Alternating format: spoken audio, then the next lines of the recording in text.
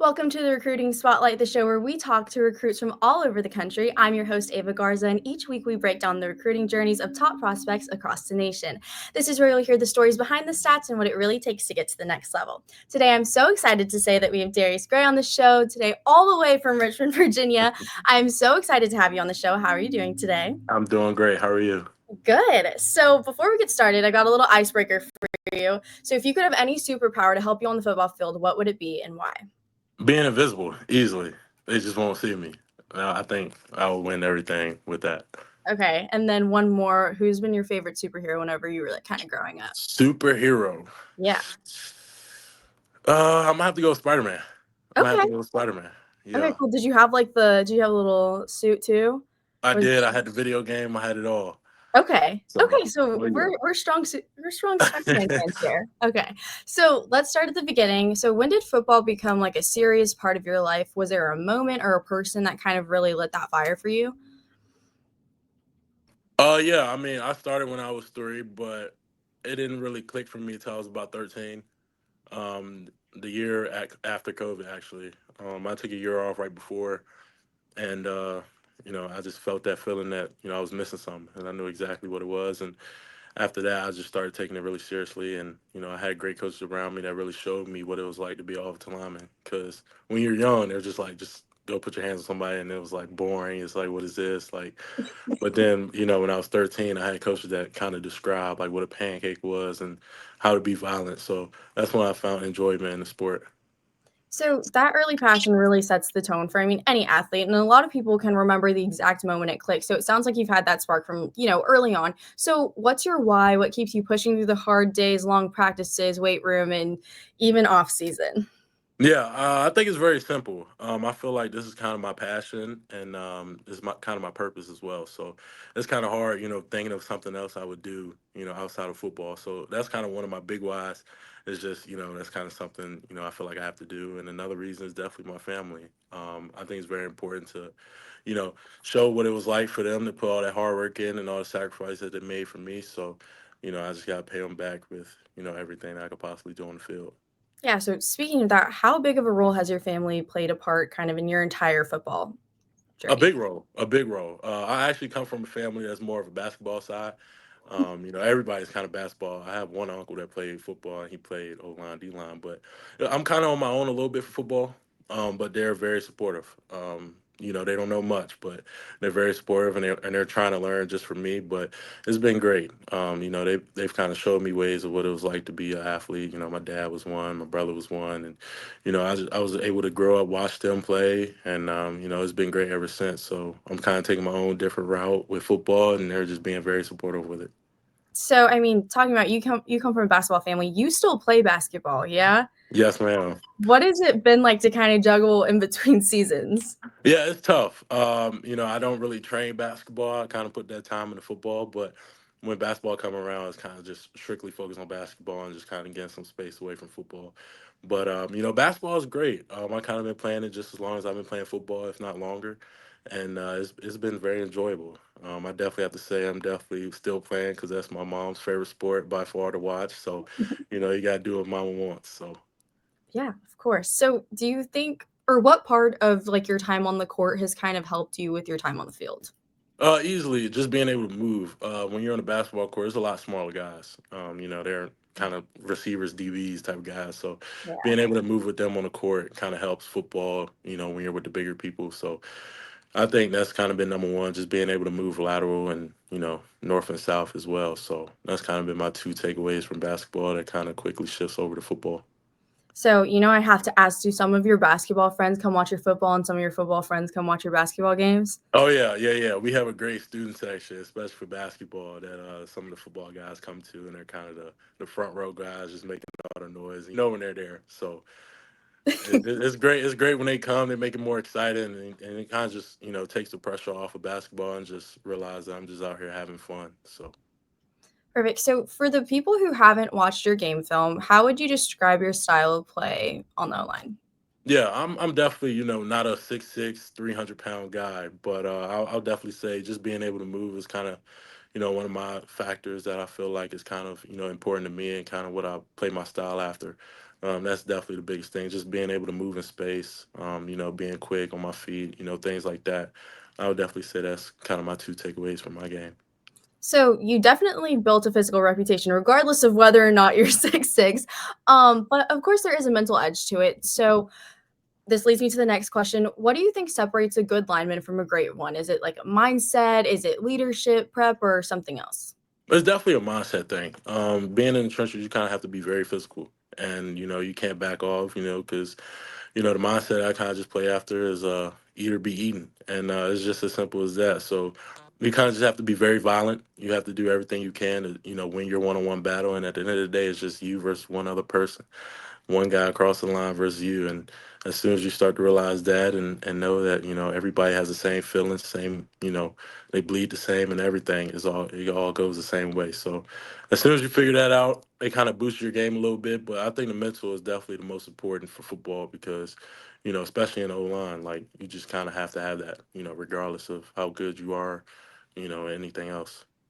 Yeah, I mean, that mindset kind of shows up everywhere from, field to the court to school. But how you prep to how you bounce back, that's kind of where versatility plays a role too. So you've played a few different positions. What have those experiences taught you about the game and where do you feel the most locked in? Yeah, definitely by far. I've been able to play defense and offense, and it helps just because as a defensive lineman, you know what the O line wants, and then as offensive lineman, you know what the D line wants. So it kind of gives you an edge on both. But I definitely say my favorite position is being on the island at tackle. By far, just having the opportunity to just like I said, kind of isolate yourself and just go against one other guy. You know, with a lot of fans watching. A fourth down. Final play of the game. It gets no better than that. But I like guard as well. I like being inside as well. It's pretty fun. You have a good time just teaming up with your, teammate besides you, your center, your tackle, and just being able to move another man across the line. So, whatever it is on offensive line, I just love playing the position by far. So being able to move across the line shows a lot about how much you study the game. And fans don't always realize just how much goes into each snap. So what's something that the average fan doesn't fully understand about playing O line? Yeah, I think the biggest thing really is kind of later in the game. The first quarter, you're not really getting beaten up as much, but as soon as that late second, third quarter start to hit, you start to feel it. So I would definitely say, that's the biggest thing of, pushing through pain. And, you never is 100%. That's kind of what my trainer says all the time. You're never going to play online at 100%. So that's kind of the biggest thing. You're always, never healthy is the way I would say it. And that's kind of the biggest thing. And, you know, that's kind of the toughest part about being off the line. You're never really able to fully do everything you want to do. I mean, we talk about being really, really tough on the line.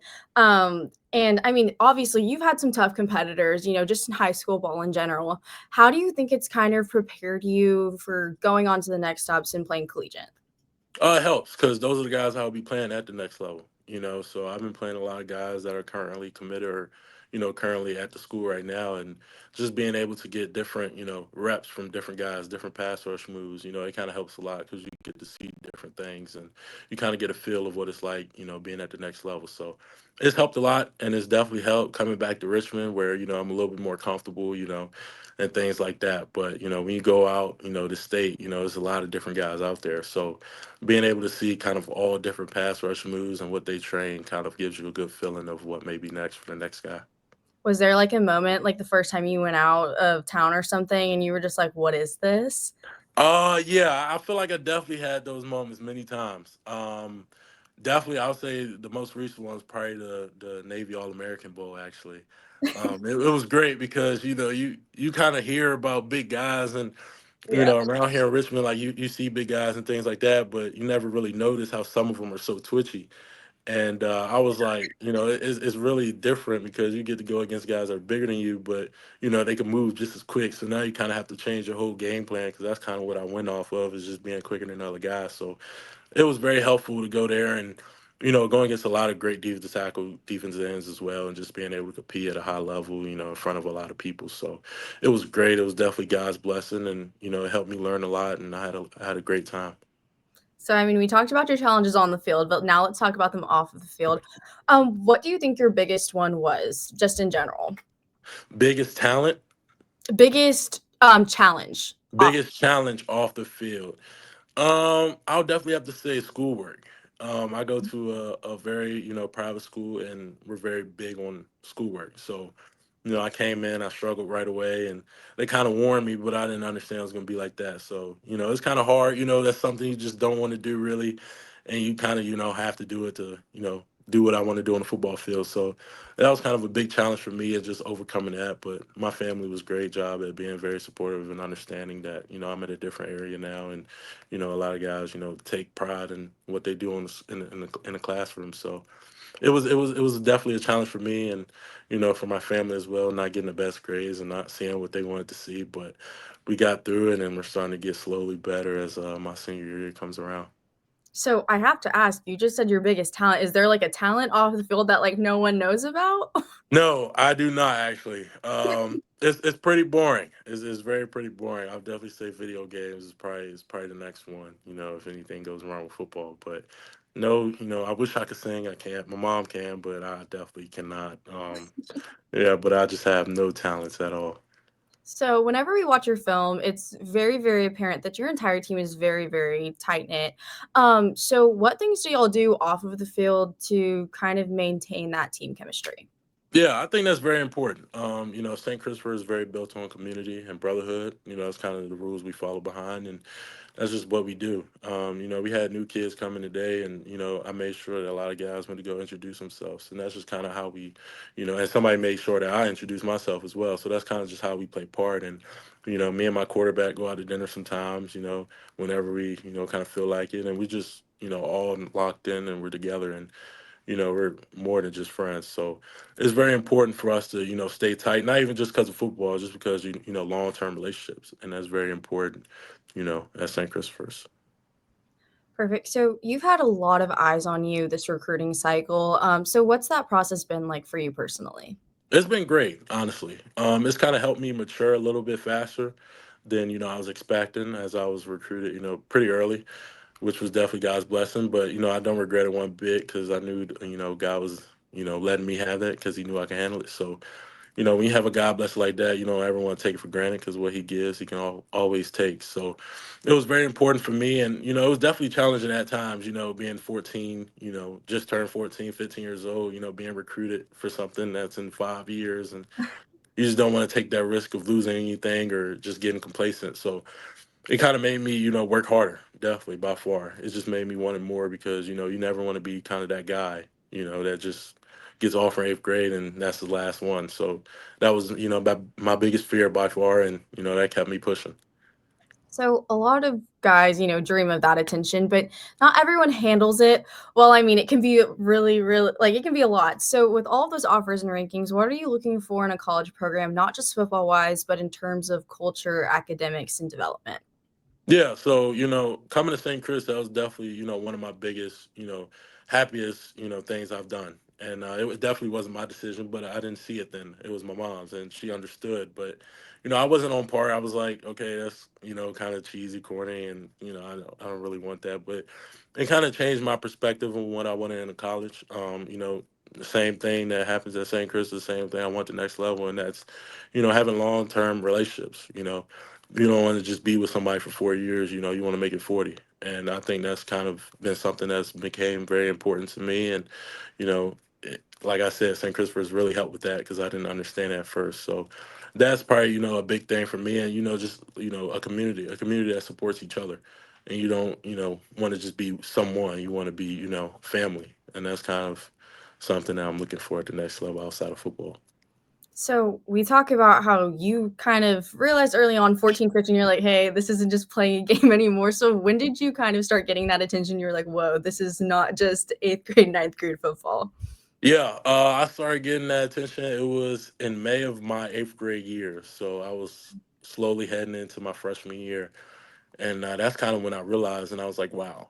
But it didn't really sit with me as well, and I mean, sit with me as long, and that's kind of what I wanted to do, is just to not always think about it, and once it was one, you wanted two, and it just kept working out that way. So that was kind of a way to keep me working hard, and that was something, was like, oh yeah, this is real football now. Like, you're really getting into it, so just keep going.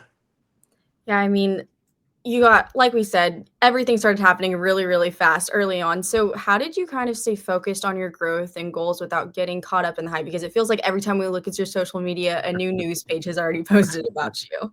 Yeah, that's definitely one thing. Like I said, slightly earlier, is not letting it sit with you for so long. You kind of get the news, you kind of celebrate for 5-10 minutes, and then it's on to the next one. Now you're looking for the next goal. So that's kind of what I try and live by because you can never stop. Because as soon as you get complacent, somebody's gonna pass you up, and that's what you don't want. So, you enjoy it for a little bit, 5-10 minutes. Tell mom, tell dad, tell brother, whatever it may be, and then you just forget about it and not think about it anymore. So that's kind of, my goal with everything and all the success and accomplishments, and just forget about them real quick and make another one. So, as far as recruitment, I mean, you got a lot of amazing offers, and we just narrowed it down to top 5, yeah? Yes, ma'am. Which I'm sure is really, really exciting. Yeah. So for the people watching who don't get to go on these college visits, can you kind of pick one and walk us through a day in the life? Yeah, since you're from LSU, I'll actually say LSU. So it's two different. Do you want unofficials or officials? We'll go with both. We'll do Okay, unofficial and perfect. then official. Okay, perfect. So unofficial, you're usually there for a practice, and it's all day. I mean, it's literally all day. You're there from sometimes 7 a.m. to very 6 p.m. But you're there in the morning. You get some breakfast or whatever it may be. You start hanging around coaches and players a little bit. You go watch practice. Then you have a bunch of meetings about the school and what they do and things like that. And then you go meet with all different type of coaches in their office. And then after that, I mean, it always changed for each school. But I know for LSU, we went on a tour because it was my first time down there. We went on a tour, and then we ended up going around to see the dorms and everything where people sleep and stuff like that. And we just got to see the full campus. And by then it's about 4:30, 5 o'clock. And then, when you say bye, it takes another hour to really get out of there. So Yeah. you end off at about 6. But official visits is definitely by far way different. It's I want to say 72 hours once they pick you up. They'll fly you out, whatever it may be, and then you're up from 6 a.m. every day to about 8 p.m. and it's much longer, but you get to be around the players more. You go to players after dinner and just hang out with them a little bit, and then during the day you kind of sit in a lot of more meetings. You take a photo shoot on one of the days that they pick, and you sit with the head coach and all the other coaches just like unofficial, but it just kind of doubles everything for official. And you kind of just have a good time and just enjoy yourself and kind of just get a feeling of what it's like being on campus and being a part of the school. So I know we're talking about LSU right now, official visits, but you've gone to some crazy stadiums, and I mean, Death Valley is definitely a big place, but what has it been like to be in those fields and kind of realize, let that set in that eventually you're gonna be in one of those stadiums playing? Oh yeah, it's definitely nerve wracking. I'll say that for sure. But I'll say the biggest thing is kind of like wow, like you kind of watch these stadiums when you were 10, 11 years old, and now you're just in the middle by yourself with it. And I'll say that's kind of the biggest thing when I see it is just like this is just crazy. Like, and the stadiums are always huge, and they always got their little touch to it. But at the end of the day, it's just a big stadium with a lot of people and a perfect football field. So it's just, it's very nerve wracking to think about it, me being there in the next year and then it'll really be filled up, but it will definitely be a dream come true. I mean, we talk about how there's something a little bit different about each school. So what have been like? Has there been any of those like little things that kind of make a school stand out? Oh, yeah, definitely two biggest ones. LSU with the Death Valley symbol on top, and then got a little bit more room up there. And then Ohio State is kind of like a shoe, a little bit. So it's kind of a different little texture to it. But I'll say those two are definitely the biggest standouts when it comes to stadiums. So we talked about your family playing a really, really big role in, just your football journey in general, but I'm sure navigating the recruitment process is not something that you can do by yourself. Yeah. And y'all are a basketball family, like you Yeah. said. So how has it been navigating, the whole recruitment process with your family?